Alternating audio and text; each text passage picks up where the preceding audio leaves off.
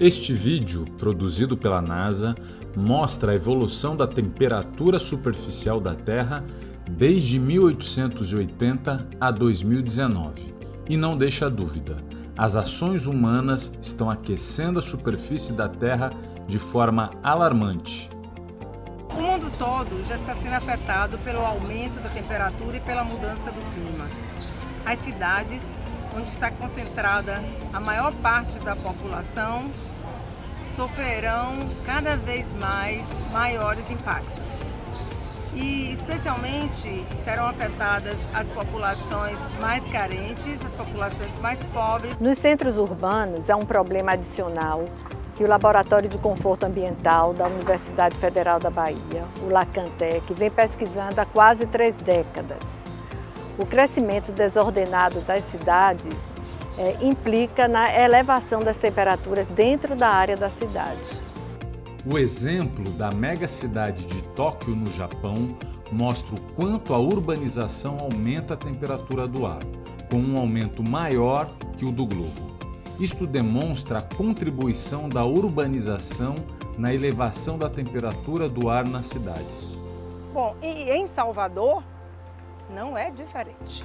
As áreas municipais ocupadas avançaram consideravelmente no território da cidade, passando de cerca de 55% em 1998 a 66% em 2017, com intensa verticalização e adensamento das construções. A troca da paisagem natural por construções muito próximas umas das outras, muito altas, ou seja, muito adensadas.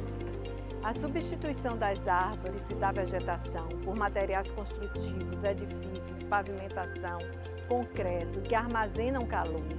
O grande volume de trânsito de veículos e a grande concentração de atividades humanas.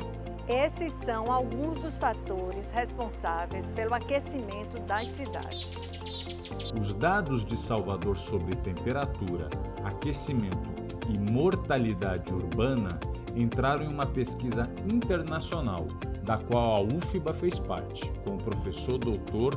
Maurício Barreto. O estudo apontou um aumento da mortalidade quando essas cidades estudadas alcançaram os seus extremos mais altos de temperatura.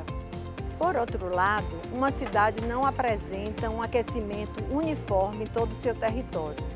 Isso vai depender de como aquele local é construído. Vejamos esta pesquisa realizada pelo LACANTEC, comparando a temperatura do ar dos bairros da Pituba, nordeste de Amaralina e do ponto da estação meteorológica de Salvador em Ondina. Na média, o nordeste de Amaralina chega a até 3,2 graus Celsius, mais quente que as outras 2 localidades. No nordeste de Amaralina, as ruas são estreitas, os afastamentos praticamente não existem entre as edificações, recuos também em relação ao alinhamento da rua e praticamente não há vegetação, especialmente árvores. Mas, se as cidades têm maior propensão a esquentar e as mudanças climáticas estão se agravando, o que fazer? O Laboratório de Clima Urbano da UFBA desenvolve desde 1995 o Mapa de Clima Urbano de Salvador.